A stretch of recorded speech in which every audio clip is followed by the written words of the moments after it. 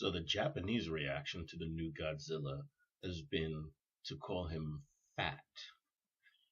The new Godzilla certainly is bigger than the Godzilla than we're used to, but he's not so much fat as bulky. This is a Godzilla that's been in the weight room and he's been packing on the pounds doing deadlifts. This is the big, badass Godzilla.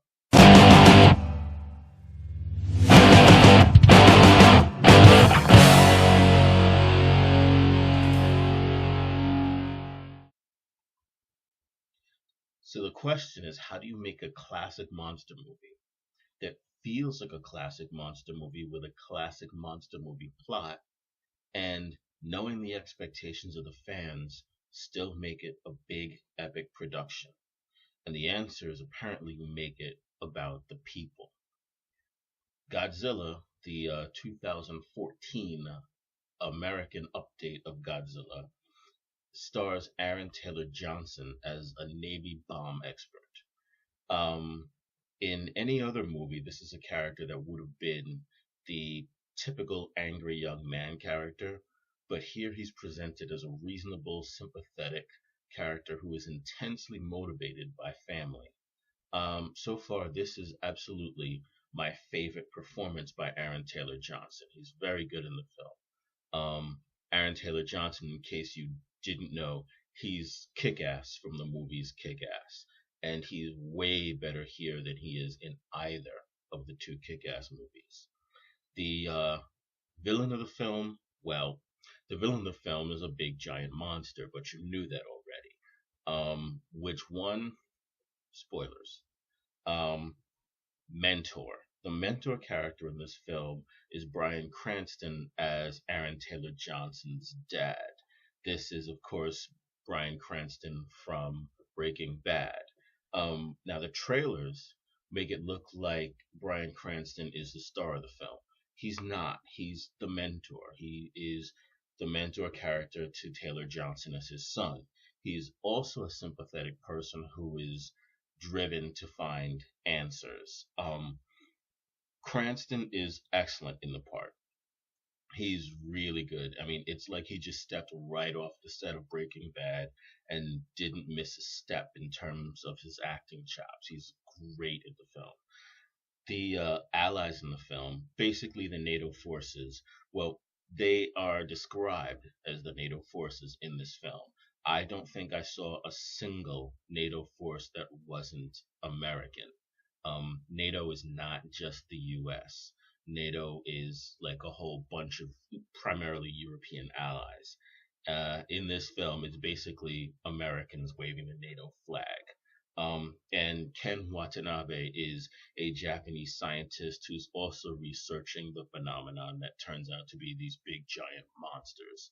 Uh, he's also very good in the film. He's got a smaller part than I expected, but he's in there, and he's decent. The upside of the enemies. Well, the enemies is primarily that everyone in the film, including all of the people named above, don't really agree on how to deal with these big giant monsters. So there is a shifting focus of who's on whose side, who's trying to do what, and who's trying to do it how, and how it's going to affect the civilian population. Uh, Now your upside.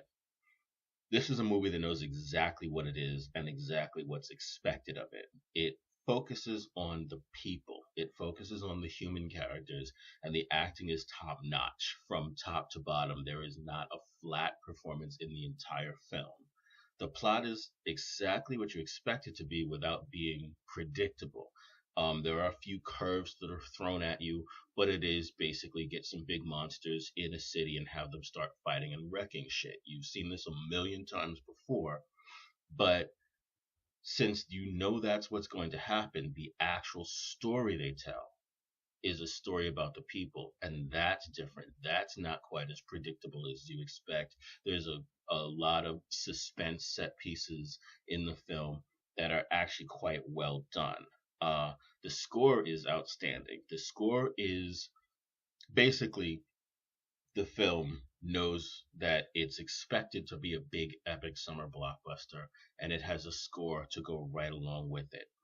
And of course, Godzilla himself is presented as a true badass. He is a fighting machine, and he's quite awesome. The downside, the trailer makes the film look like Bryan Cranston is the star, and he's not.